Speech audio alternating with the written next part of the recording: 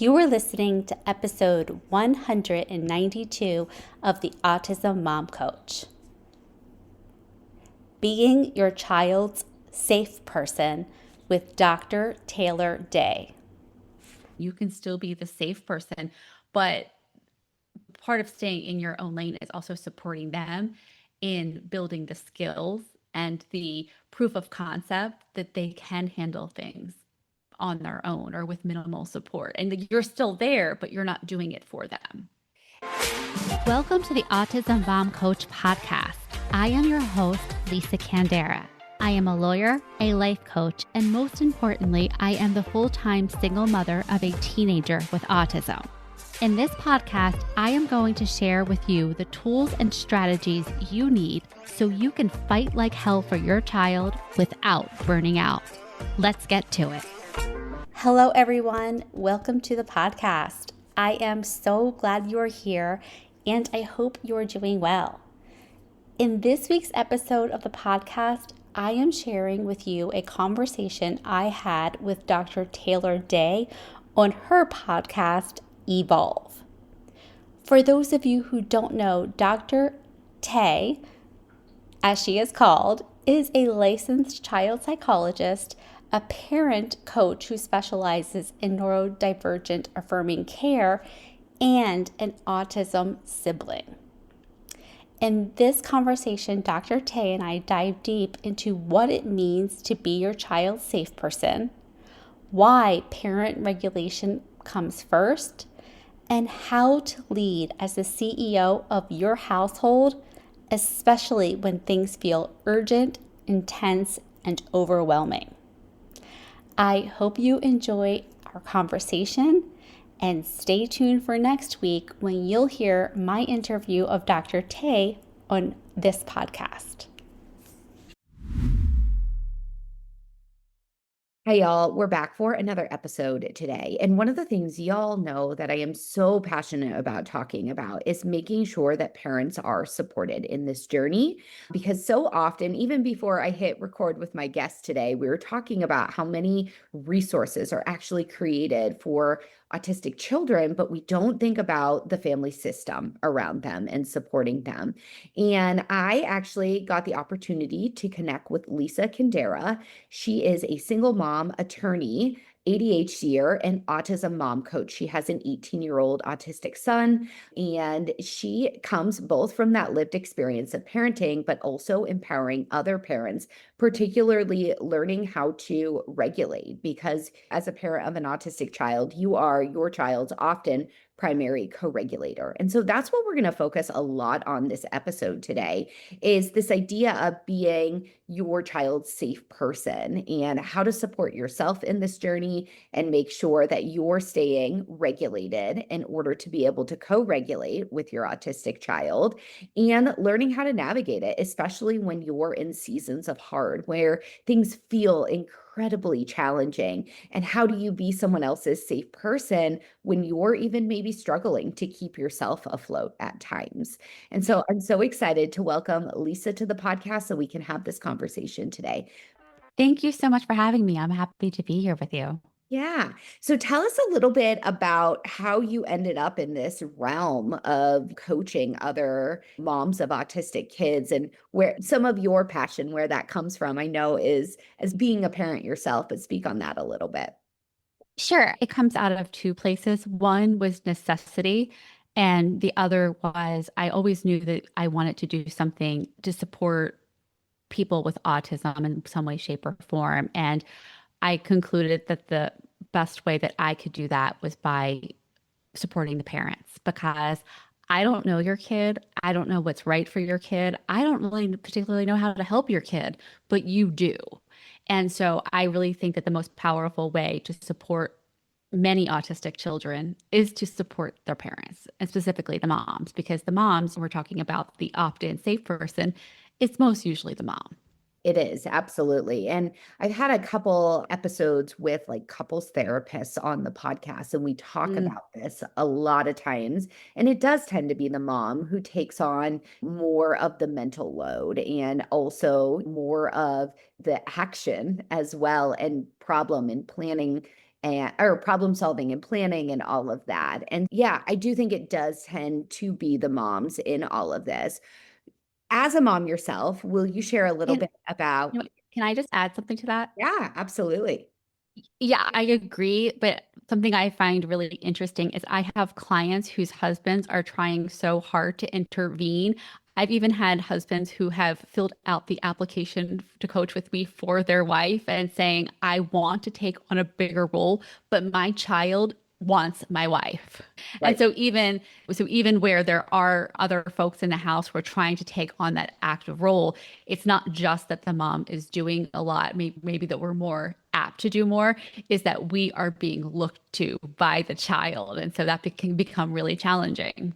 Absolutely. And it's interesting. I actually do have a couple families where the dad is the primary Mhm. co-regulator. And so it's not always in that Mhm. direction. It tends to lean in that direction overall. But I think it's in general in any dynamic where you have one parent who is the primary co-regulator.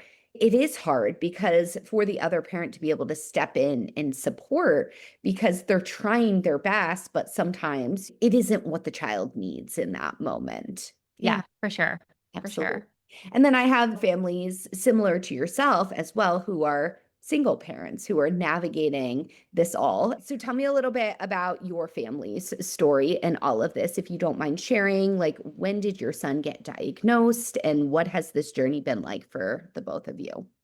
Yeah. So my son got diagnosed at the age of 2. And the story that so many parents are familiar with is I was concerned that he wasn't talking, not so much because he wasn't talking, but because he had lost words. And then more than that, he was banging his head against the wall out of frustration because of him wanting to communicate.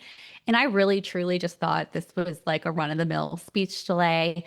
And we went through the process of the initial evaluations, red flags for autism. We eventually got him diagnosed officially through a hospital with autism. And then we started the early intervention cycle and really just went from there.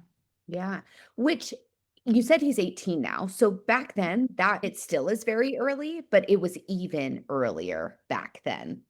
It's so crazy because my sister is autistic.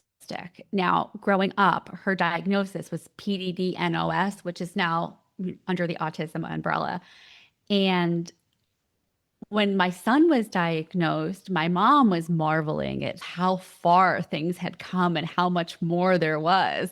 And now, looking back at what my clients have access to, it was minimal back there. Google was a thing, but the level of resources was not the same. I was going in person to events to learn things. There just wasn't this river of different resources. And in some ways, I have to say, it cuts both ways because too much information can lead to a freeze state, right? Or you don't know what to do, and there's too many options. And so, yeah, it was definitely a different story. ABA was not covered by insurance back then, or maybe it was just starting, but there was a lot of effort that you had to go through to get it. There was much more limitations in terms of providers. And yeah, it looked really so it did look a lot different than it does now. But that said, I don't think it's any easier. I mean, probably it's even harder with limited resources and then being outpaced by the need for those resources. Absolutely. And I think some of it, so I have a brother who is 25. He was Okay. diagnosed when he was 23 months of age. And so, like, my mom tells a similar story, although Google did not exist then. So she Mm. was going to the library to Oh, learn yeah. about autism. And she shares, I have a podcast episode with her where she shares some of that journey. But yeah, it in some ways it has changed, is what when I was 12 at the time. So I was Mm. aware of all of this. I feel like in some ways it has changed, and in other ways it hasn't changed at all. And I think one of the primary areas that I see not a lot has changed is this idea of supporting the family in general, right? Like, services are still very primarily focused on the autistic child and how to support them and not really a lot of resources out there for parents navigating this or siblings as well. That's something that I'm really passionate about and I talk about very openly. And my family is supportive of it, that my parents weren't supported in this journey. So in turn, they didn't know how to support me in this journey and Sure. processing Sure. all of it. And I feel Yeah. No, that makes total sense. that's one of the really slow areas, I think, to catch up overall. I'm curious if you have, I mean, no one knows, but why do you think that's an area that hasn't really received as much support? Why is it still so novel right now in 2025? I think it's a couple of things. I think one is we barely have enough support for the child. And it's normal that if the child is struggling. Of course, we're going to direct it straight to the child. But the fact is, the parents are with them all the time and they are the implementers of this. And so I think that they play a pivotal role because we are the everyday therapists. We are the everyday regulators. And so I think that there's a huge importance for education for the parents about the child's behavior and how it shows up and what it means and what it doesn't mean and helpful ways to respond and not to respond. But those are list of rules. Do this, don't do this. And that's great. But what it's missing is and I am in a constant state of flipped on fight, flight. And so while all of that makes sense, my body is reacting from panic and I'm not able to implement it that way because I'm literally just not able to. And so addressing that underlying issue with the parents becomes so important. And I guess because I have lived with autism for so long, I'm immersed in it in so many different ways. I've gotten to the point where I don't realize what people don't know anymore. So I'm having a conversation with a mother the other day about something that her child's doing. And I'm like, oh, it sounds like that's a really sensory seeking behavior. And she was like, what are you talking about? And I think that the education is so important, but I think it's important on both sides of the fence. So Yeah. not just the child, but the parent, because of that enmeshment really of the relationship, especially when they're younger, especially when you are their voice, you are communicating for them, you are interpreting their every sound, their every move, their every mood. It's really important for you to be able to turn that focus on yourself so you understand how you are interacting with the child, the energy that you are giving off, and like where when you're at capacity and when you need to step away. Absolutely. Yeah. I think also, too, it's really interesting from my perspective. The wealth of information is amazing. But again, like the application, I think is the hard part. And so there's not a lot of support around that. But people are so inundated with information, then they feel pulled in both directions. And that also can reinforce the freeze cycle of, but wait, someone told me to do this and this. And I think a lot of times, too, with our systems, a lot of our systems, like our medical system, our educational system, disempower parents in all of this as well of, no, we know best, you don't know Yes. best. So then Yeah. also that reinforces that freeze cycle too of being like, someone told me this is what I should be doing, even though my gut is telling me that's not what I need to be doing right now. Yeah, no, I absolutely agree. And one of the things that I've really had to learn over the years, and one of the focuses when I work with my clients is being the CEO of this enterprise of raising your child. And the way I like to think about it is the CEO being the head of the table will say, they are you as the CEO. You are the thread through. You are the one who's going to be present all the time. The folks around that table will change, right?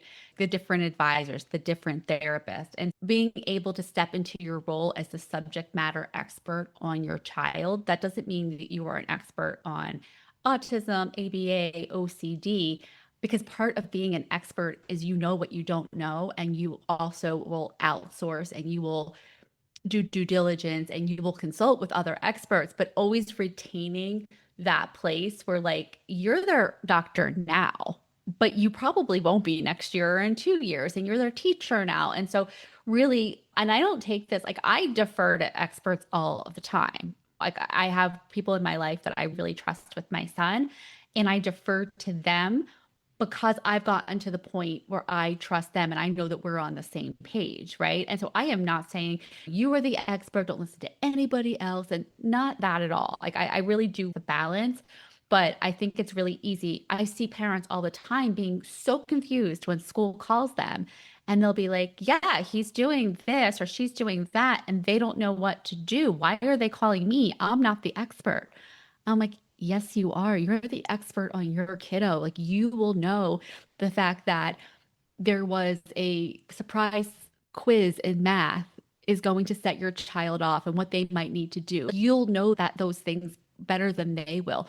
And granted, yes, we want the folks that we're working with our kids to be able to figure it out, but really they do need that partnership with us because we are the subject matter experts on our kiddos. Yeah, absolutely. Yeah, that collaboration is so key. Yeah. And I think I love the idea of thinking of it like you are the CEO. And that's such a great piece. And to think about is the board members are going to change, Yeah. those advisors are going to change as your child grows and evolves. And even as a provider, like I know that I'm in a family's life for a season, right? I'm going to Yeah. be indefinitely. But I think at the same point is making sure that collaboration is bidirectional. And I think a lot of times we see these systems just be like, no, like we know, we are the Yeah. experts. And I think that's where it becomes difficult and it disempowers, again, parents in their advocacy efforts.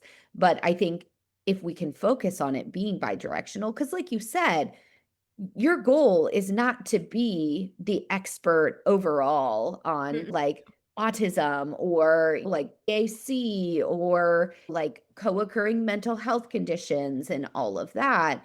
But how do you find these trusted sources to get the information from? I think is so incredibly important. Agreed. And then sometimes it's also just, I would say, I want to say a combination of patience, but also of self-trust. Like I knew in my gut when my son's OCD started up, like really started up, that something was really different. Like we were not in Kansas anymore, so to speak. Like autism, I knew I got it. And I was talking to his doctors and talking to his doctors about that. And for the longest time, they were like, yeah, but we're not going to treat him any differently because of that. Or not to say that they were downplaying it, but it was like, I knew it. And I knew it was at I knew it was at a level that was just, I don't want to say not normal, but it was beyond. Yeah. Like it wasn't Impacting. manageable. Yeah. What? And it sounds like it was impacting his everyday life, It right? was impacting complete quality of life in a way that was just the only word I can describe it is it was bizarre. Like it's weird. I was like, what is this hallucinations? Because OCD can look very it can look like hallucinations. It can look very, I want to say psychotic at some points, right? Like it can be it's like a really strange experience. And I remember being like, no, this isn't just like the autism OCD piece where our kids perseverate a lot. Like this is impacting him on a much higher level. And of course, we've been dealing with that for a long time, but it was like I remember my friend saying to me, you knew. And I'm like, I did. And just reminding myself of things, like, I do know certain things. Like, even if no one else takes action on them or nobody else thinks that, or there's not actually a place right now where we know how to treat these two comorbid diagnoses in a way that is helpful, being able to trust yourself that if you're thinking it's weird, it's probably weird. Yeah, absolutely. Just because we don't hear this differential of OCD and autism quite as much. It's not as high as some of the other co-occurring conditions like ADHD, anxiety, Mhm. and so forth. Could you talk about some of the examples that you were seeing with your son, just in case other parents are navigating this? Yeah, I mean, it started off as little things and then it just kept going and going. And what I've learned about OCD are there are all sorts of forms of OCD. And so you have the things that people will readily think about like germs and contamination and maybe washing your hands or having to shut the door a certain amount of times and things like that. And so I wasn't seeing that with him. His were more what they call just right. And so the idea that things needed to be just right. So he had to make sure that he understood the instructions 100%. But what if he didn't understand the instructions 100% and having to review things millions of times and erasing homework until the paper was ruined, having to check like his mask to make sure, because this was during COVID, that it was properly sealed over and over and just not being ever able to get past that. If someone said something like, hey, you should clean up after dinner, just using the word should, was that a can or a must? Do I have to? What did they like? And just, it was like just cycling back. And it was like, you could never close the loop, because even if you were like 100%, this is what I meant, he would be like, but like, and it was infuriating. Right. It was just like, no, that's what I meant. You don't. And it's no, but like his brain could not stop the loop. And it's like, you felt like you could almost see it like in their, like the wheels turning. And I have clients with this where it's like, they need to do things in a certain way, in a certain order. And if they're not able to do it that way, they get so frustrated. And a lot of times it will come out as aggression because they're just so frustrated. Absolutely. And in general, a lot of anxiety can present as aggression, Absolutely. OCD is interesting because technically it's been separated out from the anxiety disorders, but there's a similar underpinning there in terms of that anxious distress and all of that. But yeah, it can present as aggression. Then in turn, it's like, how do we stop these behaviors? But we don't think about addressing the underlying need and like why those behaviors are happening in order to, by in turn, reduce those, right? If we can focus on the anxiety, the OCD appropriately supporting that, a lot of times we can see then some of that aggression come down too. No, and that's a really good point. And this is actually where I got into conflict with our providers, because my son had been inpatient at an autism hospital. He was 13 years old. We had done ABA like back in the day, and it was helpful for when it was helpful. But we were being told like, he needs to go to ABA is the gold standard. And I'm like, I don't think I think it will be more harm than it will be good. And then I was getting a lot of pressure. And it was one of those situations where I didn't want to be viewed as not cooperative because I wanted to stay with this practice. And so we did it, and it was not a fit. And it was so interesting because yes, the ABA rigidity and that approach really did spike my kids' OCD. And what the provider said to me, we had a lot of issues with providers that were like just quitting. And we finally had a supervisor above the BCBA come out and say, and observe Ben. And he said, no, this is not what we do. This is severe OCD. And I was like, yes, I knew that, but I also went through the entire thing just to be like, I did the thing. I'm not right. Just like to get to the next step, because what I've also learned in terms of accessing services is that there seems to be sometimes an order of operations, and you won't be considered for some things unless you've tried or exhausted other things. And so I feel like we have spent a lot of time doing those things just till eventually my son was admitted to a partial hospitalization for intense OCD. And that was a very different experience and a much more aligned with what his struggles were. Yeah, absolutely. So how did you then regulate yourself during all of this, feeling unheard, right? You felt like you knew there was something more. And then like even having to defer to, okay, we will try ABA. So I look cooperative and going through up the ladder and all of that. What was coming up for you as you're navigating all of this, and how did you support yourself through that? Real quick, just a brief interruption, because I want you to know you don't have to navigate this journey alone.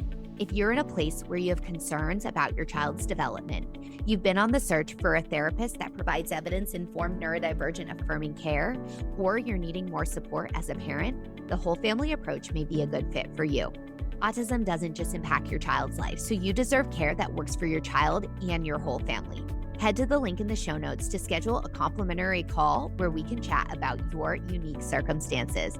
We can help you decide if Dr. Tay Concierge Clinical Care would be a good fit for your family. And if not, we will provide you resources for your next best steps. what was happening alongside all of this was that my son, my sweet son, when he was also hitting puberty, and with all of this, the aggression came out, and it was aggression towards me. And this was during COVID times where they're mostly in lockdown and things like that. And it was the reason I got into coaching was not to coach other people. It was as a resource to me. Like I was just at the point where I need to figure out something that's going to help me right now. I don't have time to talk about my past. It doesn't matter. The issue is right now, he is really escalated and I don't know how to stay calm for it.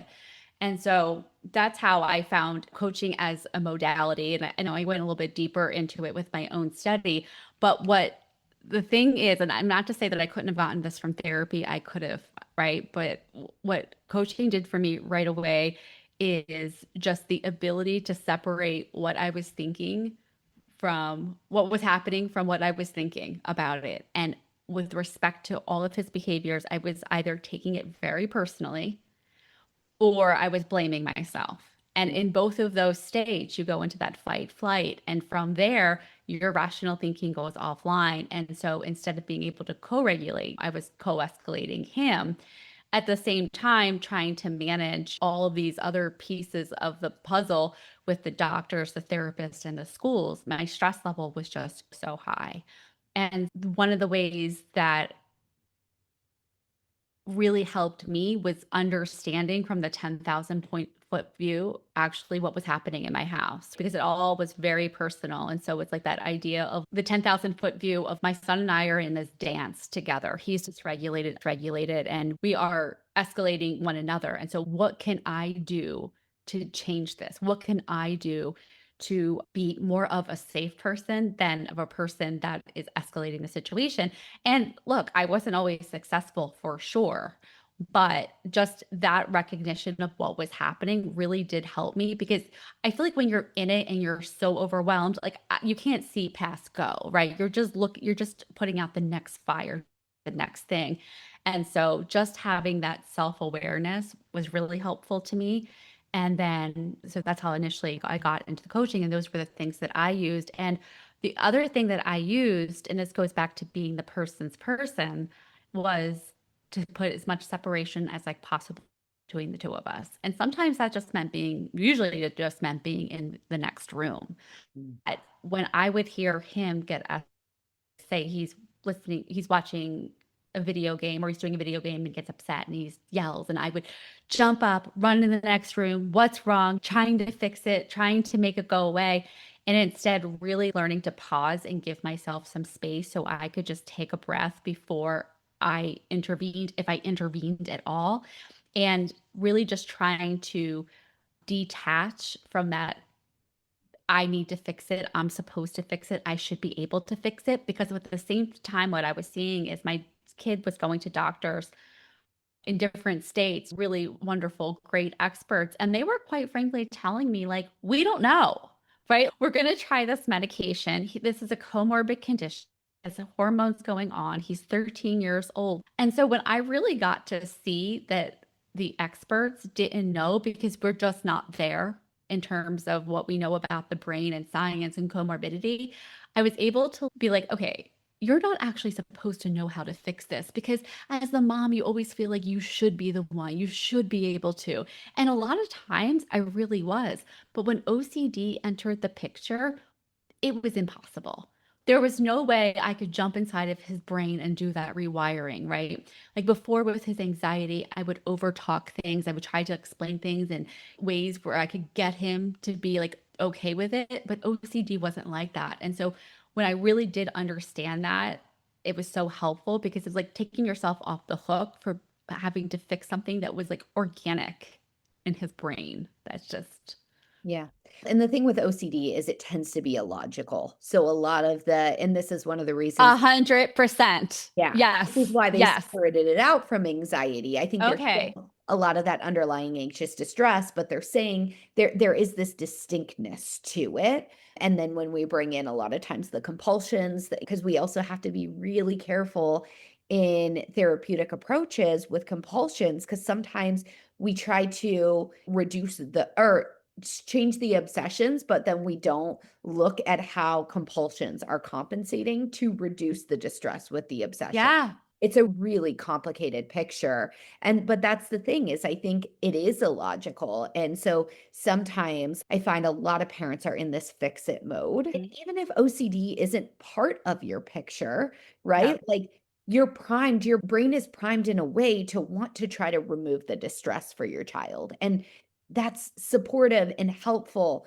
But like sometimes you just can't. Sometimes there's Yeah. limits to that. Or sometimes there might not be that immediate solution. But that's going to send your body into the fight or flight mode. Exactly what you're describing of being like, how do I solve this? And Right. again, if there's not a logical solution of just being like, oh, let's just turn off the video game, or it's absolutely not, you get stuck in that cycle that Yeah. you're describing. Yeah. Absolutely. Yeah, that is you're right. It was illogical where before the anxiety would be like a paper is due and I don't know this one issue and I sent an email to the teacher. Like there was like a logical answer but yeah, with the OCD it's quite literally a loop and you're not, there's no off ramp. Yeah, absolutely.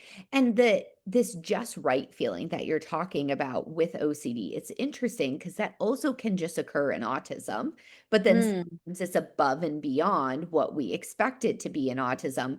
And that's a really hard one because like sometimes what's going to feel just right for your child isn't going to make sense to you. You're not Yeah. going to know. And it's again, there's not going to be this clear, readily available solution, but it's still figuring out how do you regulate yourself in that moment, even if you can't solve the problem. So No, absolutely. And honestly, like one of the biggest gifts to me is seeing other clinicians interacting with my son and seeing them get to a similar place that I've gotten to and realizing, oh, this is the condition. And like just that alone, because before I was always like racking my brain about what to say, what not to say, like how to prevent, how to fix, how to maneuver. And then when I realized it just wasn't a thing, it was just like, oh, okay. Like, again, just taking some of that pressure off, that yeah, internal pressure.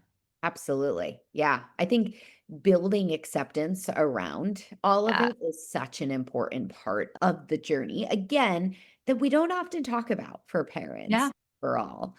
No, it's true because one of the things I feel like I find really frustrating is that the idea that if you are accepting that you are settling or you're not fighting. You've given up, which couldn't be further from the truth. But I do think that there was, especially in those early years of go do as much as possible, as quickly as possible, the idea of being like, we can get over all of these humps. And yes, there's been tons of progress, tons of milestones that have been shattered, but there's still this underlying neurological condition that my child has that shows up in different ways. And so the deep acceptance of that's what it looks like right now. Yeah, absolutely. And this is a really interesting thing that I think what's confusing about the word acceptance is we have the general public's version and definition of what acceptance means, but the psychological definition of acceptance is different. It doesn't mean you're just Mhm. like settling. And what the psychology definition is, it's the process of acknowledging, understanding and embracing like thoughts, emotions, and experiences without judgment or Mhm. resistance. And so that's a very different phenomena than when we think of, oh, you just accepted it. You just Yeah. said, oh, it's not a big deal, or oh, we don't need to keep pushing. It's actually quite different. Yeah. And it's such an important part of when you parent an autistic child of getting to that point again of really acknowledging what's going on, of understanding what's going on and embracing your response that comes up and how, and you mentioned this earlier, like shame just naturally weaves its way right Yeah. in, or in even the fix it mode often comes from this shame cycle as well of I should know how to do this, I Yeah. should know how to fix it, therefore I take action as a result of it. And it's really about disentangling that, which is such a powerful process. I think, yeah. And I think all that gets really complicated with, I'm going to say, autism and it's the umbrella of things that come under it, is because many of the issues are behavioral.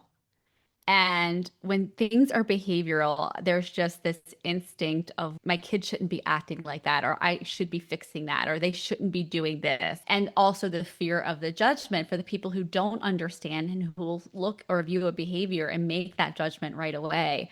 I think that increases the pressure on the parent to want to fix it. Yeah, absolutely.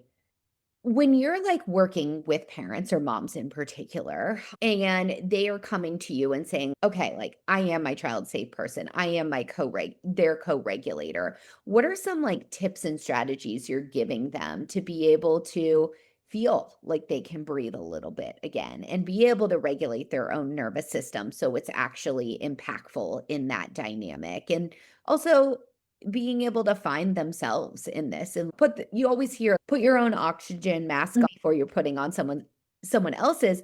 That's hard to do, right? Yeah, for sure. Especially in this dynamic. So how are you often supporting parents through this? What are some of those high level things? So, one, I want to explore for the parent what they specifically find challenging because it is different from parent to parent.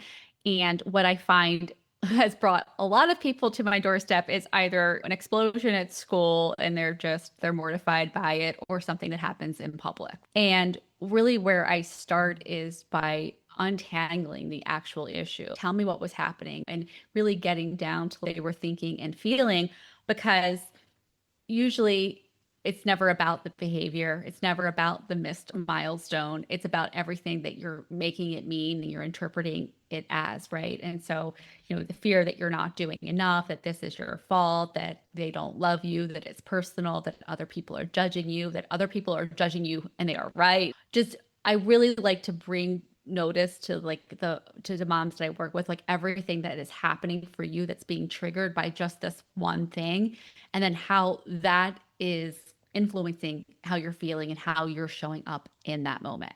And so just really being able to see that and to process it, because a lot of times when they come to me with things like, I've been out of this for a while. And so I have very different reactions. Like the mom will be like, my daughter is always so great all the time. And she only usually, sometimes she'll melt down at home, but she never melts down at school. And she melted down at school today. And I'll be like, that's great. Because if she's melting down at school, that's information. What can we learn from this information?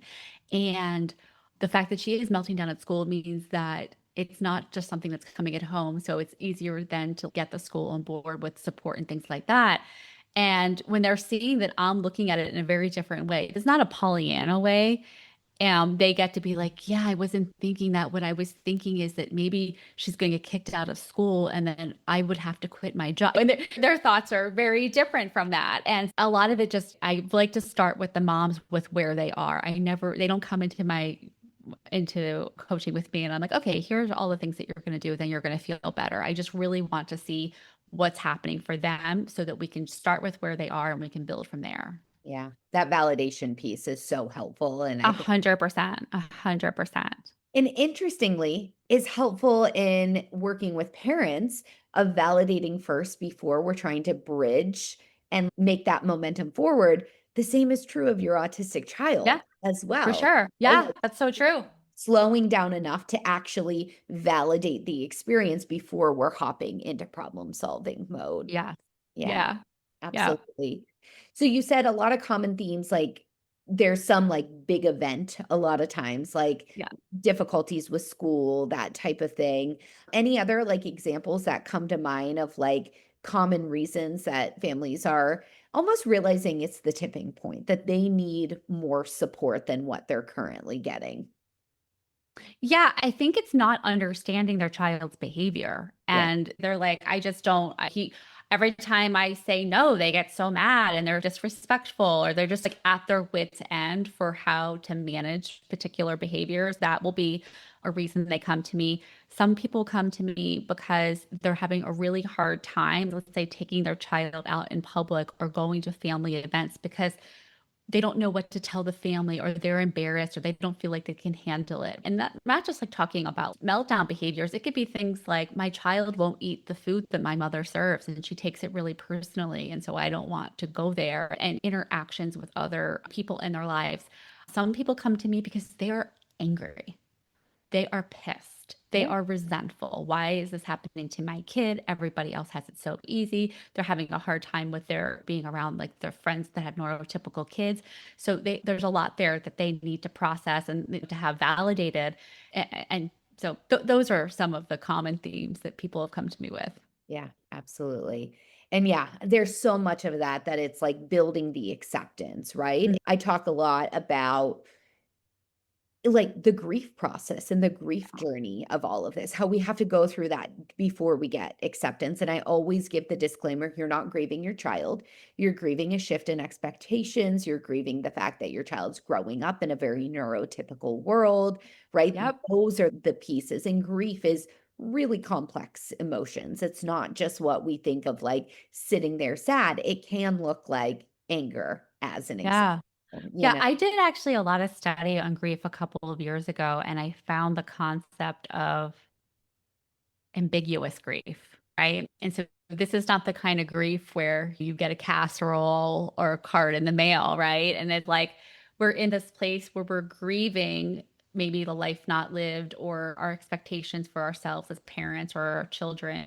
At the same time, loving them as they are, who they are, right? It can be a lot to hold. And one of the, I don't think I sort of I invent anything, but one of the sort of things I started to play around with my clients, and I did a podcast on this, was what I called GOMO, the grief of missing out. And I think that there's so much of that happens in our experience as both like the parents who would love to have their kids have the photo with Santa or do the hayride or have a big birthday party.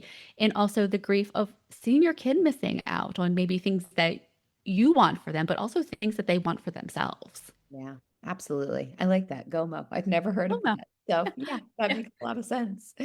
Before we start to wrap up, I'm curious, like, what are some common patterns that you see then in terms of being the safe person, why that is happening, and how parents then end up defaulting to navigating that versus when they can start to separate out their thoughts and the behaviors, where they can go towards helping parents realize you might be here now, but this is what is possible, even being your child's primary co-regulator or safe person.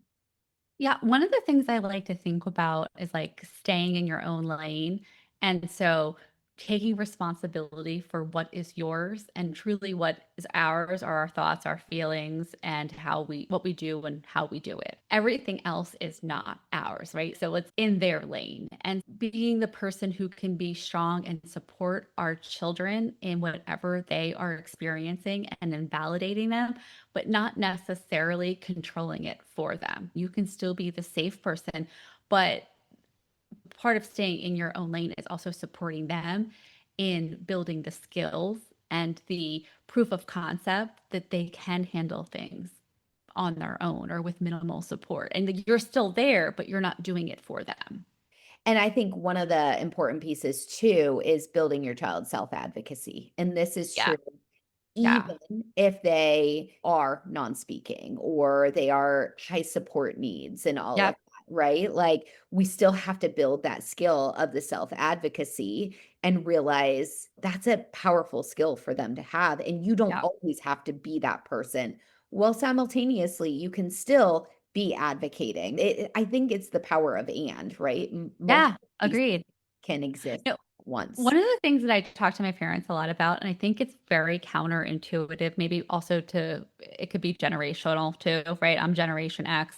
My clients are Generation X, but they're also millennials. They're younger than me. But this idea of like your child doing something that we would consider basic or something that they quote unquote should be doing, but they do it. And I always say, you praise them, right? And so your child, instead of, let's say, taking your hand and pulling you towards the refrigerator, says, apple or whatever it is, right? Like whatever that small thing is, like really praising them. So whatever that advocacy looks like, and then reinforcing that loop. And I think sometimes, especially with my clients who have other children who are neurotypical, who just do the thing, they don't get the praise for it because it's expected. But I think that's a really important thing for autistic children in building that reward loop for them, so that then becomes something that they want to do or that they see the value in doing it.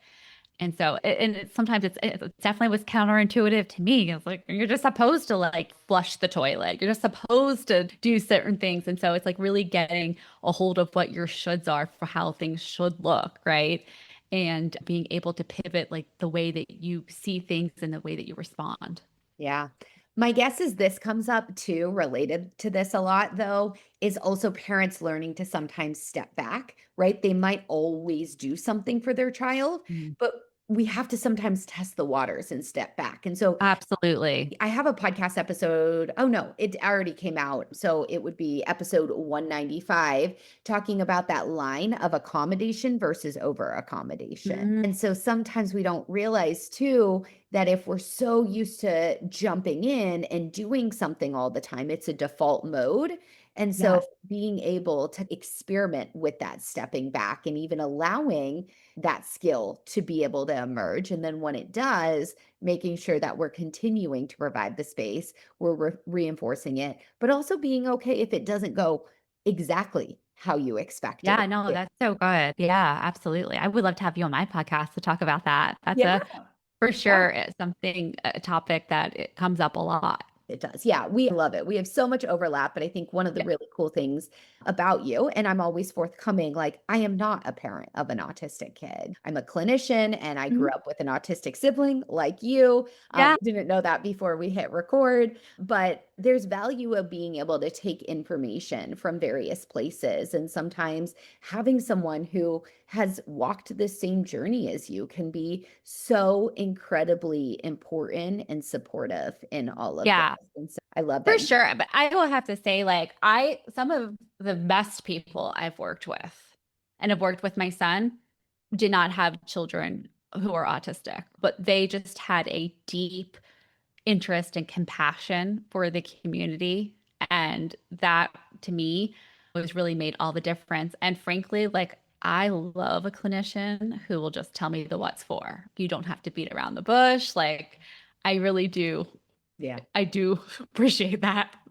Absolutely. Yeah. So many powerful sources. And just since we're talking about this, we're talking about parents, we're talking about clinicians, is also making sure we're bringing autistic voices into Mhm. all of this as well and Mhm. listening, because we can learn so much about, especially those internal experiences that Yeah. maybe your child doesn't have the communication or the insight or the interoception yet to be able to express those, but being able to hear more about those internal experiences. And I think my invitation to families would be to build this well-rounded team. And Yeah. whether that's a formal team or an informal team, of like really taking it in from a range of sources, I think is so important. For sure. My son, one of the things that he's been doing is he's been writing things for me because he knows that I coach autism moms. And so he's been writing tips about what to do and not do during meltdowns, and what's helpful and what's not helpful, and what to do in a crisis, like from the perspective of the person who is feeling it and what they're experiencing. And so I want to keep encouraging that. I'm like, especially I share these stories with my clients, and some of my clients' children are nonverbal. And so just having some of this insight is helpful, just to consider, oh, perhaps this is what's happening. And it's so fascinating because I have a couple of clients whose children have just started with typing. And when they're typing out what's happening for them, it's incredible how deeply feeling and empathetic they are. And you just you're not readily aware of that. And yeah. I know I'm putting you on the spot, but does anything come to mind of what your son has shared? Like any of those like little insights or tips? I would think I should have it.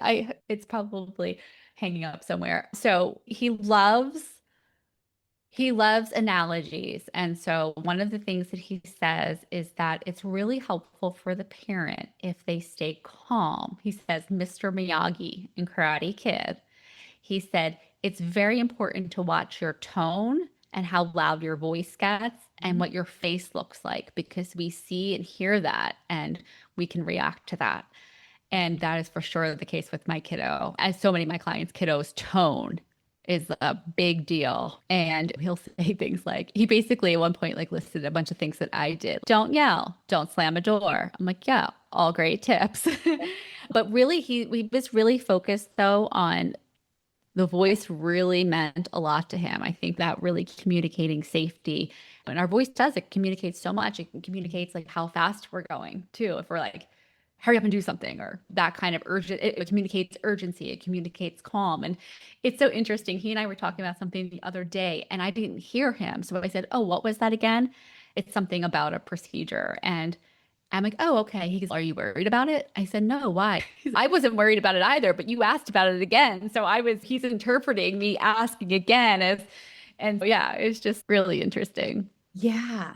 Wow, that's so helpful. And sometimes we don't think about that, but how we say things does either signal safety or not safety. 100%. Yeah.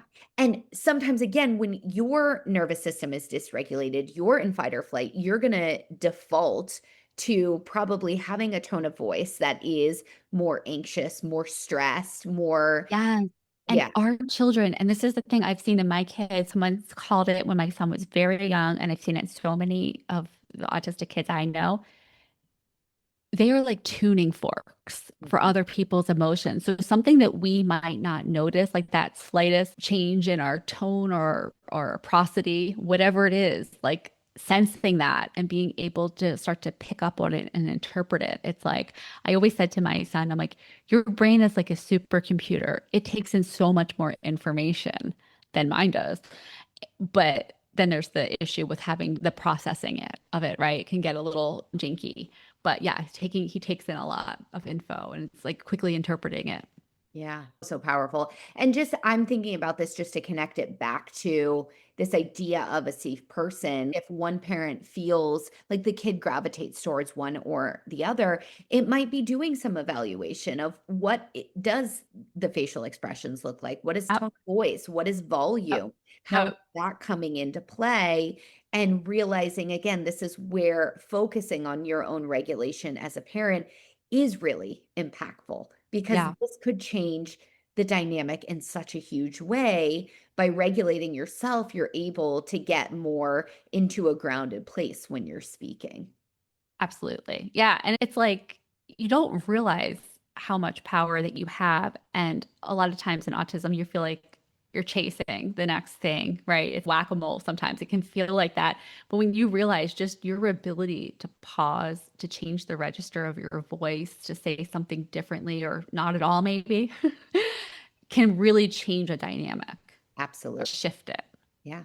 And we think about evolutionarily what fight or flight is, right? And what happens to your body physiologically when all of this is true. This has been such an insightful conversation, and we could keep going on. And I love our overlap and our connection. Can you tell my audience, where can people keep learning from you and keep diving deeper? Because you've shared so many wonderful insights today. Sure. My website is the autismmomcoach.com. You can go there. You can learn more about me. I will be rebranding it very soon. So there's going to be a lot more resources on there than there currently is. You can also follow me on Instagram and Facebook at the Autism Mom Coach. For those of you who want to learn more about how to manage meltdowns with a little bit more ease, I have a free resource that I'd love to share with you. It is called the Meltdown Action Plan, and I take you through a before, during, and after process so you can best prepare yourself for when your child needs you to be their co-regulator. I love that so much. We will link all of that in the show notes. Lisa, thank you so much for this conversation today. Thank you. It's been a pleasure. Thanks for listening to the Autism Mom Coach. If you are ready to apply the principles you are learning in these episodes to your life, it is time to schedule a consultation call with me. Podcasts are great, but the ahas are fleeting. Real change comes from application and implementation, and this is exactly what we do in my one-on-one coaching program. To schedule your consultation, go to my website, theautismmomcoach.com, work with me, and take the first step to taking better care of yourself so that you can show up as the parent you want to be for your child with autism.